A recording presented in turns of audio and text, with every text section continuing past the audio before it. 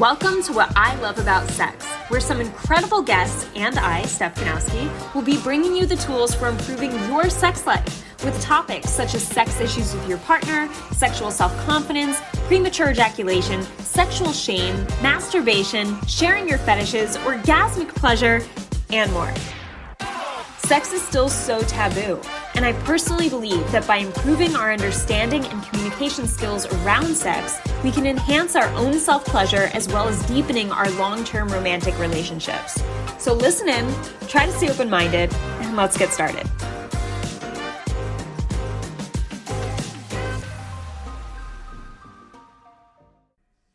Hey guys, welcome back to another episode on the What I Love About Sex podcast. Today I'm going to be answering your questions, your sex-related questions from Instagram, because the other day I asked you guys, I put a Q&A box up and I was like, ask me a question. And I got so many really good questions. So I didn't have a lot of time to answer them on Instagram since I spend about one story per question and it just isn't enough. I also couldn't get to many of the questions. So I told you guys I would make a podcast episode on it. So here I am doing my thing. This is going to be a mix of some personal questions that you guys asked and sex-related questions. So let's jump into it. All right. Best book/guide for giving oral sex on women. This is a great question, but unfortunately, I don't have a specific book that I've read and therefore I could recommend just solely created for the purpose of teaching men oral sex on women. But I wrote a blog post that was first sent out to my email blast and the guys really loved it. So I was like, let me put this on my actual blog so I could just send it to guys who need it. And it's gotten, I got a ton of positive feedback from it from women and guys who went and tried the tips on their women.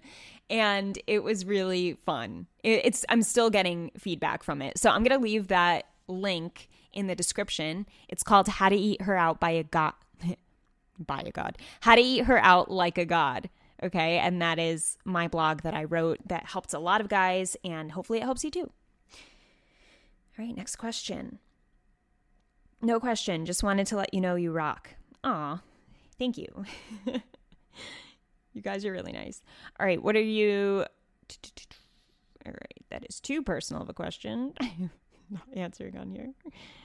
Does eating pineapple work? Yeah. Eating pineapple, the juice, the sweetness of the pineapple definitely does make you taste better for oral sex. So definitely go for it. Should my wife and I film our sex? Yeah, do it. Filming your sex can be fun. And as long as you trust the person, which this is your wife, so hopefully you trust her, you should feel really good about it. I think women have to feel a lot more trust usually, because that can be a very daunting thought to have their body on video doing certain things, right? But as long as you're with a partner and they are aware, because apparently a lot of women, or at least I talked to a bunch of women who were filmed or taken, like the guy took a picture of them during the act, during giving them a blowjob or in a certain sexual position, like from doggy, they saw the guy taking a picture. Like that has happened multiple times that I've just heard of from people. I hope it has not happened to me, but how do you know? Like this is, it's not funny, but it's kind of, it's fucked up. So yeah, I think that when you trust the person, you can feel good doing these types of things, whether it's taking pictures during it or whether it's filming it. And it could be really fun and sexy to watch back for sure. All right. Do you listen to your own advice? That's an interesting question. I mean, I do try to, I try to live by my word and I try not to share anything that I don't think is best for people. I try to share things that would help people, things that maybe have helped me in the past or helped a guy I was with in the past. So I definitely do my best to listen to my own advice because it's the stuff that I learn and the stuff that I try to put into practice too, which doesn't mean that I'm perfect or I don't have things that happen that I feel bad about afterwards, whether it's saying something, saying the wrong thing at the wrong time, or having an argument about something ridiculous and really getting super defensive. So all the things that I talk about, it doesn't mean that I never do them. It just means I'm mindful of them, and I'm trying to be my best and do my best, just as you guys are. All right. How does giving all these tips make you feel personally? Another one of these. It's fun, but at the same time, it's like, I hope this helps them, and it's not my job to make sure that everyone is helped by what I teach them, same with my one-on-one clients. Like, it's not my job. My job is to help guide them in the right direction and to work with them like a team member, right? But it's up to them to take the action, and the results that they see happen not on our calls, but happen in between our calls of what we talk about, what awareness comes up for them, what we talk about the best next steps would be. So yeah, I guess it's like, it personally makes me feel like I have a big responsibility to help all you guys because of all the questions and messages I get, and my clients as well. And I really care so much about my clients. So sometimes it's hard if my clients are having a bad day or a hard time with the process. I could sometimes take it personally, not like beating myself up, but just really feeling for them and getting very, I have to like pull back emotionally so that I can help them the right way. So it's definitely really interesting, especially around the topic of sex, How do you get over porn desensitization? That's a great question. I would say that pulling back from porn and using your erotic mind would be really helpful. Not only using your erotic mind, but putting yourself back in your body and just slowing down. Porn is so much about fucking fast and going hard, and when you really get to tap back into your body, like your breath, the noises you can make, slow movement, masturbating in a way that's more likely to mimic a partner than just jerking super quick with your hand. You know what I mean? Like using, and I was just talking about this with someone, where it's like using a fleshlight to kind of fuck the fleshlight and move slowly, so that it's more likely, it's closer to replicating a vagina, and you're thrusting into the fleshlight, or you're thrusting into your hand. So it's kind of changing the way you're masturbating, but also allowing yourself to go very slow and use your erotic mind to come up with images or thoughts that maybe you've experienced in the past that made you feel really connected to a person. And it wasn't just about the fuck. It was about the slowness. It was about the connection. It was about the depth. And when it's like using strategies like this, it's like a muscle that needs to be developed. So to go from porn to using more of your own erotic mind for arousal means you just have to practice. So in your head, you may keep jumping back to porns or images that you want to get out of your head, because it's just all about speeding up and like, you know what I mean? So I would say to start with getting back in your body, get back in your breath, and try your best to use your erotic mind in the way that you think and in the way that you masturbate. And then practicing that solo for a little bit, and then bring it to a partner and see if it changes the way you experience sex at all. But this is a big topic, but that would be my first step I would give to you. Just started following. Thank you for the work. Oh, you're welcome. Thanks for following. What can I do to climax faster? Delayed ejaculation often has to do with lack of trust. It could have to do with a lot of things, right? But what I've experienced working with men is that a lack of trust or sense of vulnerability can hold a guy back from letting go to climax. And also, I think that's one point. I think another point is really understanding your phases of arousal. Like, where is your what typically gets you to your point of no return? You know, when you think about what gets you to a heightened arousal state, what's usually happening? Are you breathing really deep? Are you thinking about something? Are you in a certain position? So just acknowledging the thoughts and the physical feelings behind that peak when you do hit peak arousal, like try to understand that a little more. I think point 3 is being able to receive pleasure and not constantly be thinking about just giving to her, your partner, because this also holds a lot of men back from orgasm and ejaculation, because if you're constantly thinking about pleasuring her and it's just always about her, and your pleasure, you just tell yourself, oh, her pleasure gives me pleasure. Like that's great. And I think it's great when guys say that. But at the same time, you guys have to understand, like, what does turn you on though? Like what do you need in terms of arousal?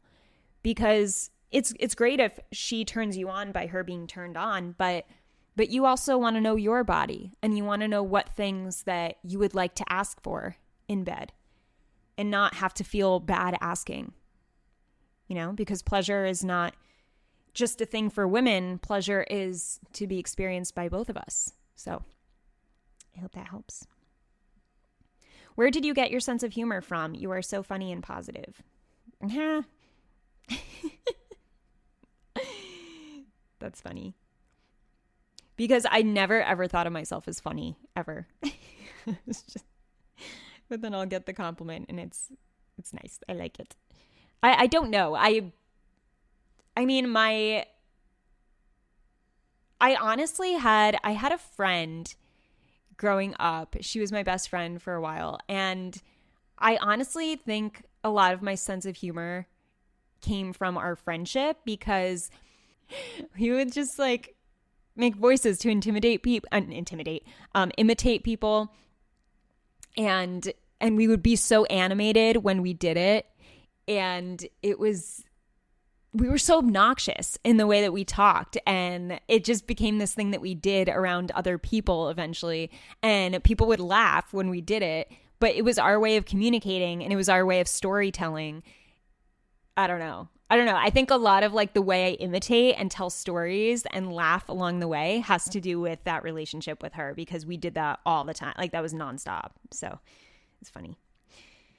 Is it shameful to be a virgin at 28? What am I doing wrong?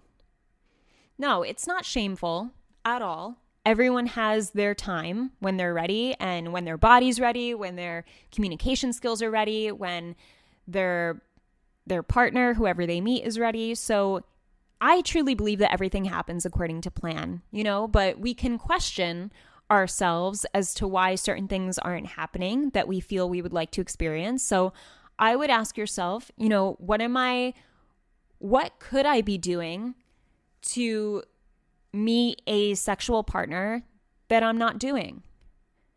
Is there anything I'm afraid of when it comes to approaching women? Is there anything that really makes me feel shame in my body where it's not allowing me to open up with sexual confidence? Why is it important to me to lose my virginity? Why do I think it hasn't happened so far? Asking yourself questions around it will give you some answers. You know, I know that may sound weird, but this is how, when we question ourselves and we ask ourselves why we're here and why it's important to us, and what do we think is blocking us? You know, what do we think the major block is? These are all really powerful to give us some guidance of direction, of moving forward. So I would say definitely take the shame out of it. There's no shame, and you don't want to attract a sexual partner from a place of shame. So I would honor your sexual progress to this point. And that just means be grateful for what you do feel good about sexually, and try your best to focus on that. What makes you most sexually confident? How can you lead with that on your next date? Favorite movie, favorite band. All right, my favorite movie, one of them is The Shawshank Redemption. Great movie. Favorite band. Right now, it's the Wombats. I'm like obsessed with the Wombats right now. But Eminem is my favorite singer. Band. I love the Goo Goo Dolls. I actually haven't listened to them in a while, but I do love them. Okay, we'll stop there. Asking wife to do swinging. How can I warm her up to try it? You definitely want to make sure that she's into the idea. This can be a really tricky experience to navigate if both of you are not on the same page. So I would say to warm her up would be to, when you're talking dirty, or you can start talking dirty while you're having sex, and just play out a fantasy of watching another couple next to you. And then maybe that's the first time that you guys dirty talk during sex. And then the next time you have sex, maybe you take it a step further and you talk about that couple coming over and like switching. And you pretend to be the other guy. Fantasies like that are played out in the moment to get each other excited can be really powerful.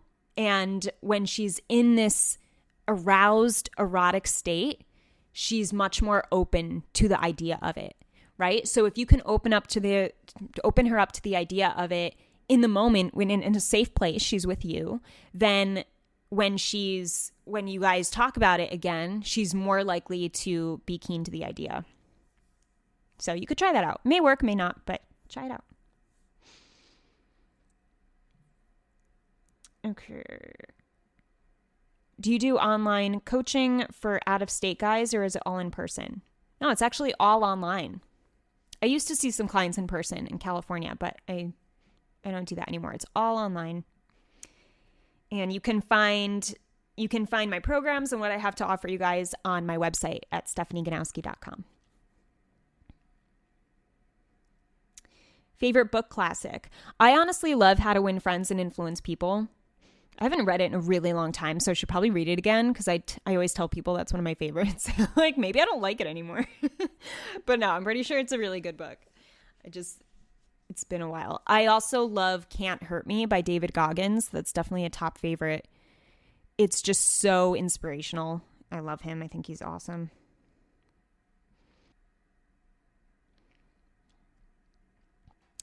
Okay. My girl doesn't like me going down on her due to childhood trauma. How can I overcome this? Oh, that's sad. That's hard.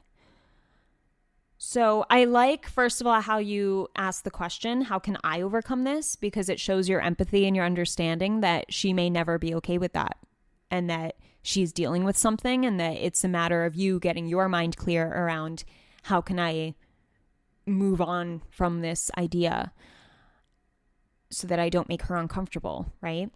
You want her to feel safe with you, as safe as possible, and be able to open up sexually as much as possible with you. And that's, of course, respecting her needs and respecting her trauma and what she's still going through after something that happened.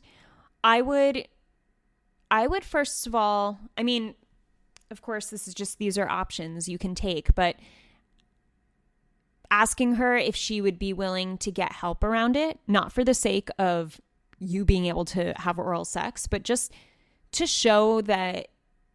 And even wording that, like, this isn't about oral sex. This is about, I want you to feel your best sexually because I love you and I care about you, coming from that place. Because I feel personally what I've experienced working with guys and talking to them is that when they feel in an awkward place of a vulnerable circumstance like this, a lot of guys will just say like, oh, are you okay? And then they just avoid the topic. So I think with you opening up to talking with her about it and just showing her like, hey, I want to be here for you. And of course you don't have to talk about it, but if there's anything you want to talk to me about and get off your chest, I want you to know that like I'm all ears and you're totally safe with me. And opening up that vulnerable space to her and knowing that you truly care and you want to understand her. And not being afraid of the details, and if she says no, then talking if she'd ever get help or consider getting help, or maybe she is getting help. And yeah, so I think to be emotionally there for her would be to have those conversations, and with no intention of getting oral sex, but just for the intention of really caring and trying to show that she's safe with you and that you care about her, and she can sexually trust you, right? It's another way to show trust, or to build trust within a relationship. And then when it comes to you just overcoming it, it's using other methods of stimulation, maybe trying toys, maybe she'll let you kiss her inner thighs, maybe not, but really exploring with other ways to give each other pleasure, because it's like, for most of us, sex is so linear, right? And it's like, okay, well, first we have to go down on each other, and then we have intercourse. Or first there's like some foreplay, we make out, then we go down on each other, then we fuck, and then we're done. And that's just the same it's how so many people think of sex. It's how I thought of sex until like last year. So it's very easy to just get caught in this loop of like, oh wait, well, there's only one way to have sex, and now I can't do 2 out of the 3 ways. So how do I get around this, And that's, I think in this way, you're thinking of it a little more linear, where this gives you an opportunity to explore a little more, besides the emotional conversations that you can, if you feel like you're ready or she's ready, or if it's appropriate, having those conversations, but also looking at sex as, wow, there's so many other things we can do. There's so much we can do in terms of just breathing with each other, like deep breathing on each other while we're like rubbing against each other. That is something that's so underrated. Like the pleasure that can come from simply breathing at the same time with each other, looking each other in the eyes and rubbing against each other. There's things like that we just don't think about because it's not in porn and it's not what people talk about. But exploring different parts of our bodies. Sometimes a simple hand caress can turn someone on dramatically. But we don't know that if we don't try. We don't know what we don't know. So look at this as, okay, this will help me explore other options. Giving her more massages, stroking her hair, like whispering, licking in her ear, whispering certain things to her, playing out certain fantasies together, doing some role play, So, yeah, I think there's so many things that we can try that we just don't, because we think about sex a certain way. So hopefully that helps you. I'm 50 years old, never been in a relationship. I don't have any confidence in myself and I'm insecure. I'm sorry you're feeling insecure and that you don't have confidence, first of all. And I know this is probably hard for you. I want you to think of it in terms of,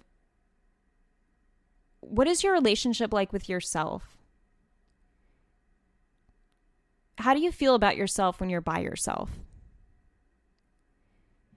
This is really such an important question, I personally believe, because when we feel strong in ourselves and we feel really good about the life we try to live and the person we try to become every day, we carry this certain energy. And when we have so much love and appreciation for ourselves, we tend to share it with others. When we feel really confident about doing a certain task or building a certain skill, we carry ourselves differently. We stand taller, we feel really confident, and we're more likely to take risks and go out there and talk to people knowing that, hey, if this person turns me down, I'm okay with me. I'm okay going back home, being by myself, because I like spending time with myself and I love who I am. So I would start by exploring the relationship you have with yourself. and understanding what you love most about yourself that maybe you don't give yourself credit for or you don't acknowledge as much as you could. I would start there. Start with loving yourself and understanding what that looks like. Maybe it feels really far away right now and you're like, I can't even imagine that, but really try to. Try to paint a picture of that and try to understand what that looks like and feels like and really feel it. And when you feel that, it's going to change the energy that you share with other people. I hope that helps you. What got you into being a men's coach? Long story. I should really do a podcast on this story because there's so many parts and I get that question all the time. But yeah, thank you for the question. I would have you for now just go to my story highlights on Instagram and you'll find a mini version of my story of what got me here. But I should do a podcast episode on that. Left or right Twix? I would pick the right because I'm a righty. So that's what comes to mind. I love Twix too. What's your favorite pizza joint in New York City? Oh, I just found it and I'm super stoked about it. It is Joe's from the West Village. So good. Oh my God. So good. Now I want it. Oh my God. I might order it tonight. It's Friday. It's pizza night. All right. I've always had a curiosity in asking my wife what she thinks about having a threesome, but afraid. I would do the same thing that I told the other guy to do who asked the question about swinging. Try to create a role play fantasy during sex and see if she goes along with it or see how she reacts.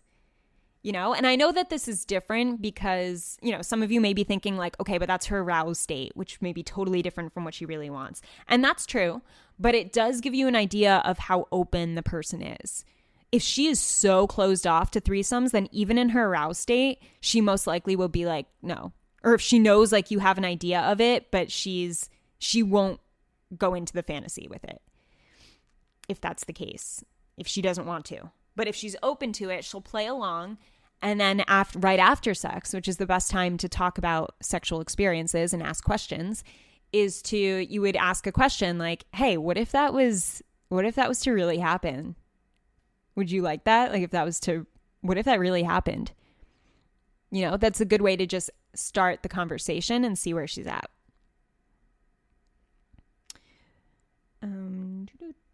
What percentage of these do you think will be appropriate? The questions. Pretty much all of them.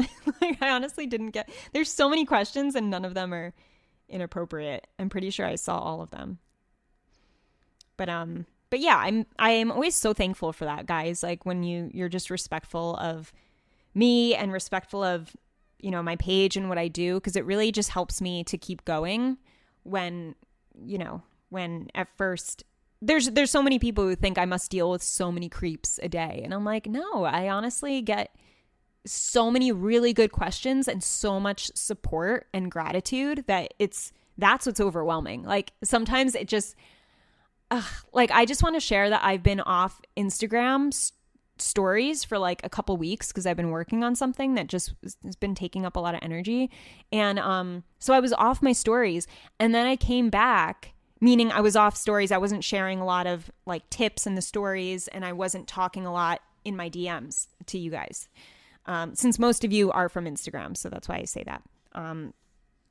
But this week, since I got back, my energy has shot up again where I'm just like, I'm so happy. I love talking to them. Like I love answering really quick questions in the DMs because sometimes it can, there's a lot. But yeah, it just made me so happy to reconnect to all of you.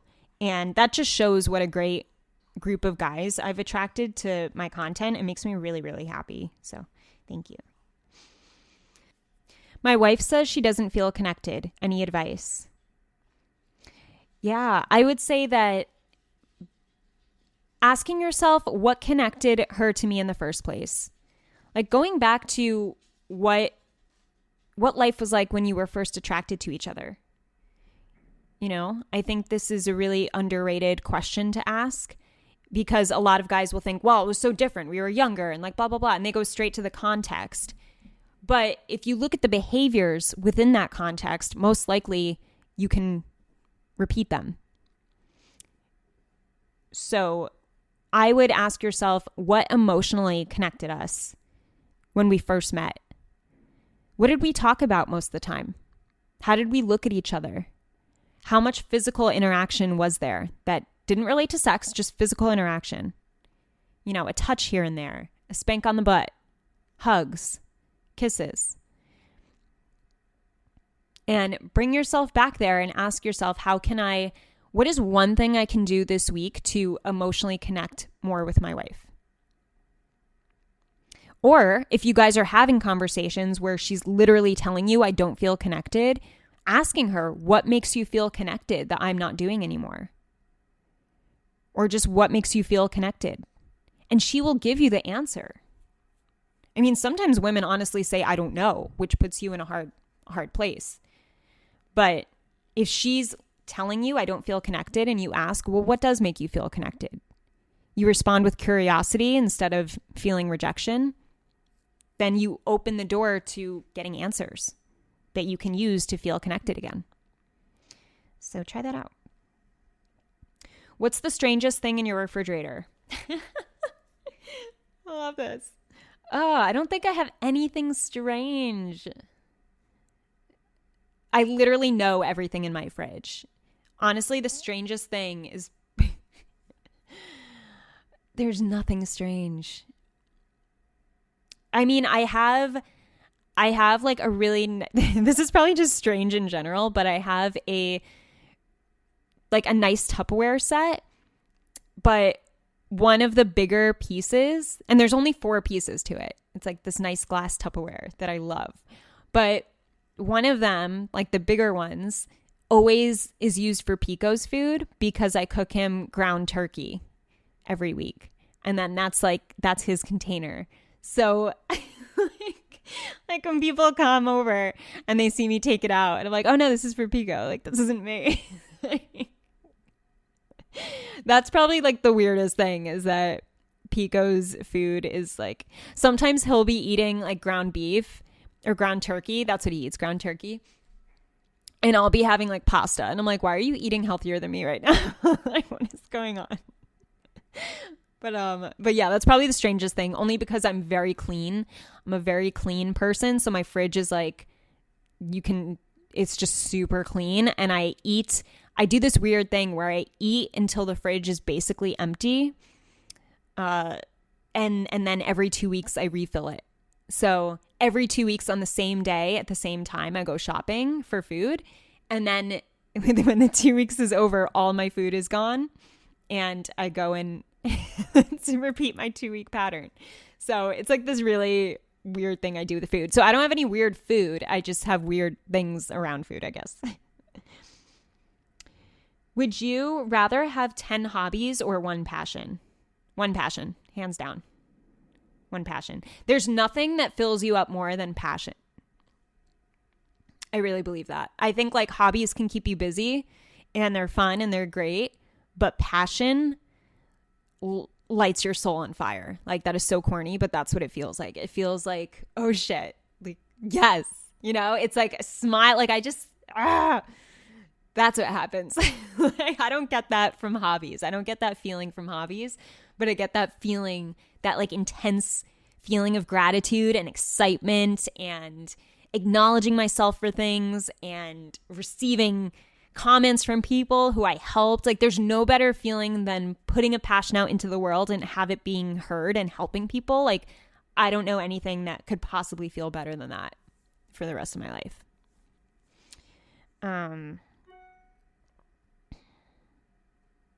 Would you rather throw away love or money? Money. Because there's nothing better than, I don't think there's anything more important in this world than relationships. I really don't. I'm not talking about romantic relationships. I'm talking all. Like, when I think about gratitude in the morning, because I do a meditation on gratitude, what I think about are people. Like, my whole gratitude meditation is people. That's like it. And then when I think about exciting things, even if I think about reaching money milestones, it's me celebrating with people I love. It's me on the phone screaming and telling people that I love and then getting excited to take a trip with someone I love. Like, so that's always going to be it. It's really interesting too, because I had a money goal for a long time. And then last year I hit it, and it was like, it's still not even compared at all to the relationships in my life. And it's just interesting when you think it's going to make you feel a certain way, and then it just doesn't. And you're like, wow, like still all that matters are people. Like that's it. Relationships. Who would you love to have dinner with, past or present? George Clooney. No.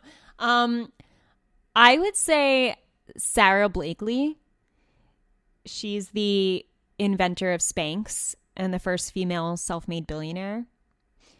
I just admire her so much because she is so goofy, but so genius at the same time. And I love how her husband, Jesse Itzler, will call her, what do you say? He says half Einstein, half Lucille Obal. And I think that's the cutest, best description of her, because she is so smart and so passionate, but like so goofy and silly and has all these blonde moments. I could say that because I was a blonde and I had my own. But like, just like she's just so silly. Like, I don't know. I think she's such an inspiration, like as a mother, as like what she does with her impact and how she creates impact in the world and how she makes women feel. And yeah, I just think she's genius and also so human. And I love that. And I would love to, I would just love to have a conversation with her and follow in her footsteps. I think she's really, really inspirational.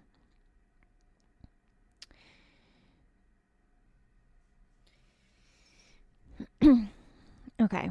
What's one thing that you thought was true but wasn't related to sexology? I honestly didn't know. What I thought was true was that orgasm always went hand in hand with ejaculation when they don't go hand in hand. So I thought that was really interesting that there are men who can sometimes orgasm without ejaculating, but also ejaculate without orgasm. So that was a really interesting fact for me. If you had the world's attention for 30 seconds, what would you say? Oh shit, am I on the timer? I would say don't underestimate the power of learning every day. If you can learn something new every single day, you will be a happier, more fulfilled person. I truly believe that. And practicing gratitude every day is another habit that I put myself back into, and it's just been so life-changing in such a short amount of time. Like, it makes me wonder why I fall out of the consistency of it. But to learn and to feel gratitude and be a good person, want the best for people, you'll always be blessed in your life. Yeah, that's what came to mind. But I would probably plan better if I had 30 seconds and I knew. Not a question, but thank you for all you do. Oh, you're welcome. Advice on premature ejaculation. I mean, I would say, just one piece of advice is get to know your body.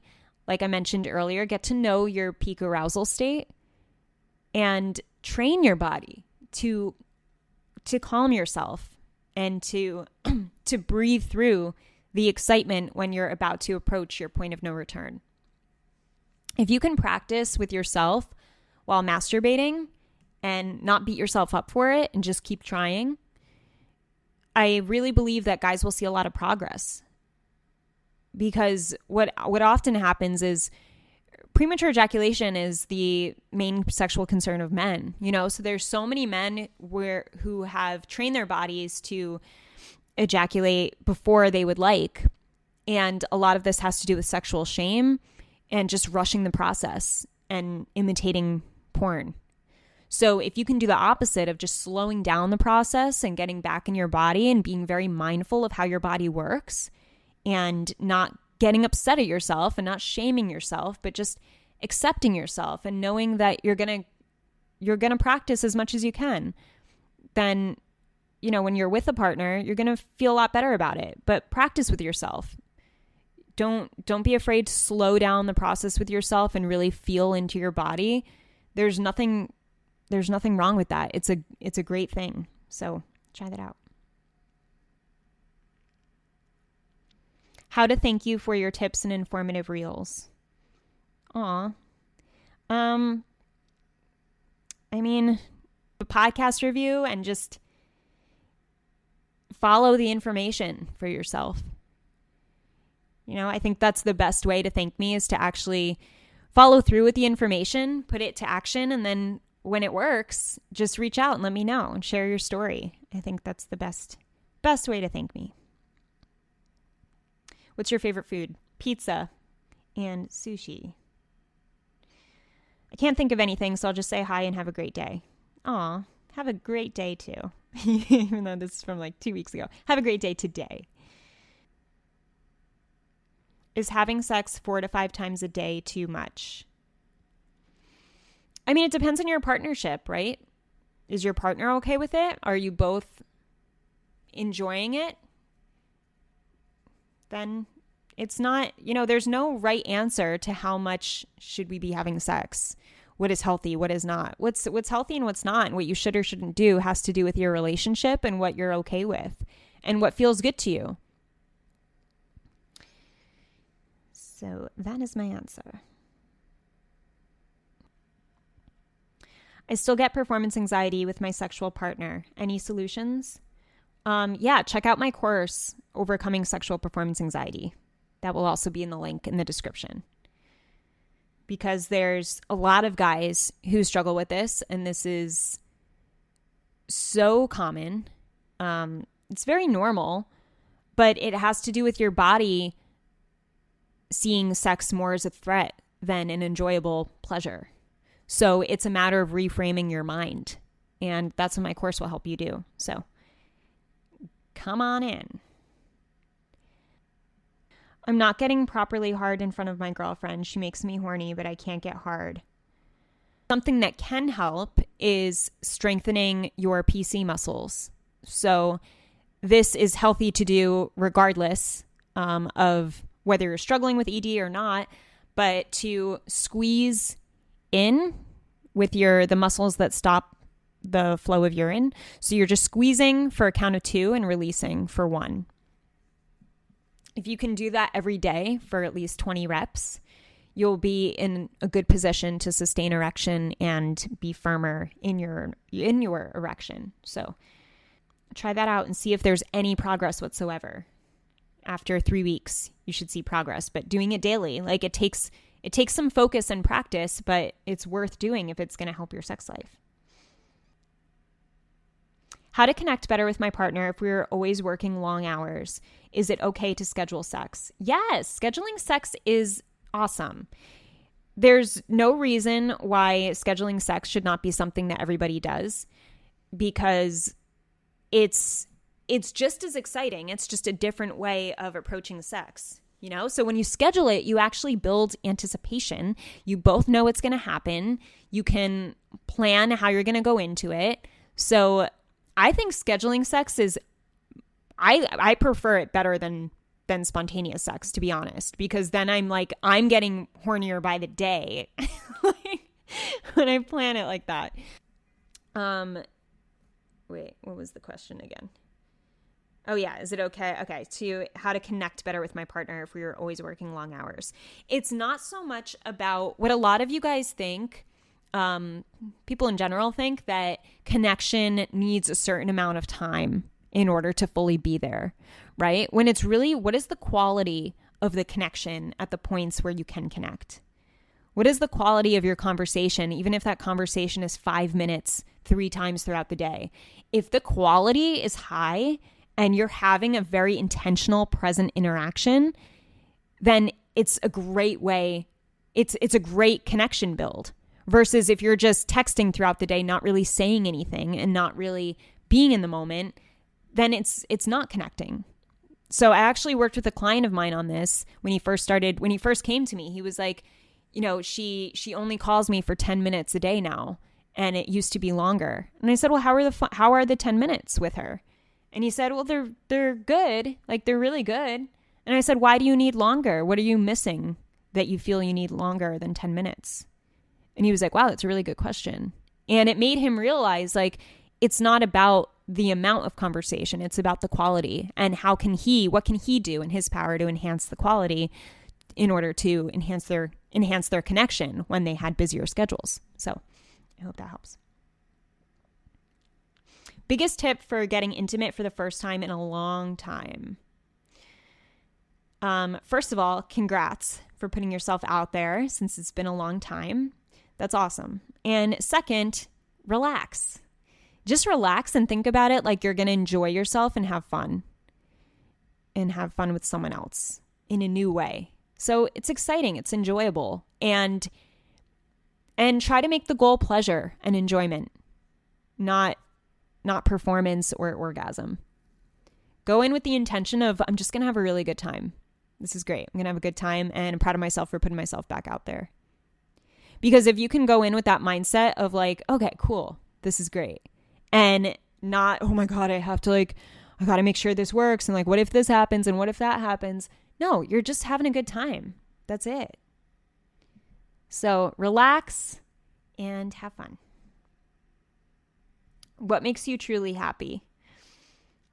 I mean, I think I mentioned two of them, which is my relationships and my job, my passion. My relationships and my passion. And something else that just makes me seriously happy are long walks. Like, I love going on really long walks with a coffee near water. When I lived in California, I was close to the beach, so I would walk to the beach every day. And every Saturday, I would take a 4-hour walk. And it was my favorite time of the week because it was just me taking a 4-hour walk by the ocean. Like, now that I'm in Manhattan, I walk along the Hudson, and that's my new water walk. But once again, just hours with a coffee along the water. Sometimes with good company, sometimes by myself. Most of the time by myself, actually, because I would do it during the week too. But yeah, it brings me so much joy. It makes me so happy. Okay, I got a few how old are yous. I am 30, and I got 4 how old are yous in a row. I am 30 and I'm turning 31 next month. So, how tall am I? This is another question I got a few times. And I am actually 5'4", which for some reason always shocks people. People always think that I'm 5'7" or 7 feet. I had this guy the other day and he was like, what the fuck? I thought you were 7 feet tall. I guess it's your personality. It makes you seem taller. That's so funny. But I get that all the time. That you're 5'4"? What? I thought you were like 5'8". What? So that's really funny. That always cracks me up. Trying to last longer for my missus. She doesn't seem to mind, but I feel terrible. Ideas? Okay, so with early ejaculation or premature ejaculation being the biggest sexual concern among men, women, for the most part, hardly care. Like, I mean, we care, but we hardly take offense to it. A woman is much more likely to take offense to a man not coming at all than coming too soon. And if you ask the majority of women, most of them, and I read up of studies on this, where the majority of women were like, no, I really don't, as long as if he comes and he feels pleasure and like he knows how to pleasure me, regardless of him coming soon, then it's fine. Like it's not that big of a deal. And a lot of women actually take it as a compliment where it's like, oh, I must be really hot. Like, oh, I must be looking good today. Or like, oh, I knew, like, so a lot of women do take it as a compliment. I would say that myself as well. Like, I take it as a compliment. I don't care as long as it's as long as the guy just doesn't leave me hanging after that, then it's fine. And plus, if he comes soon, like I had a sexual partner for a while who would come pretty soon, but I knew that we would still be having sex by the time his refractory period was over and he would be able to come again. So it's not like it just had to stop. And he was very good at pleasuring me. So it was never an issue. It was never an issue at all. And I just honestly saw that more as he's really attracted to me. And yeah, I'm super sexy to him. So that's great. He gets so turned on by me. But that's really how I saw it. And he was probably one of my favorite sexual partners ever. So it's really not, if she's saying she doesn't mind, I would say don't keep stressing it. Don't make it an issue if she's not making it an issue. You know what I mean? Don't add pressure where there shouldn't even be pressure in the first place, because there's just not. I would, if anything, ask your partner, is there anything you want me to do? Is there anything like you've been wanting to do that we haven't done yet? Asking questions like that to change up the variety and not make it about your early ejaculation, but make it about, hey, like what else can I add to our sex life if I feel like I come really soon and then we kind of run out of options, So play around with asking questions and being curious about what she wants to try or something. So that could be a good way to move forward in your sex life together. But okay, there's so many more questions and I'm already like about an hour in. So I'm going to stop here. But I wanted to mention to you guys that I'm considering starting a Zoom membership for questions, because I get so many questions in the DMs and in my emails and just all over the place. And I realize that not all of you either can afford one-on-one coaching at this time, or it doesn't make sense to join my group because it's for overcoming sexual performance anxiety and you have other things going on. A lot of you just have questions like this that you want answered, or that, one answer could really help you out. And also hearing the answers and questions of other men would have you learn so much. So I'm really considering doing 2 Zoom calls a month and doing a membership, a lower ticket offer of my coaching that can really help a lot of you guys. So if you guys are interested, send me an email and just say, hey, I'm interested in the Zoom idea. That's all you have to say, because I'm trying to see how many guys are interested as to whether or not I should even try to do it. That is it for today. I hope you enjoyed this somewhat personal Q&A form podcast episode. I had fun and I hope you learned a lot, and I can't wait to help you more. So amazing morning, evening, or night, wherever you are in the world, and I'll talk to you soon. I hope this episode helped you. If it did, I would love for you to leave me an iTunes review. It would mean the world to me. You can also screenshot your favorite episodes and tag me on Instagram at Steph Ganowski. And before I go, remember, your sex life is as good as you make it out to be. Until next time.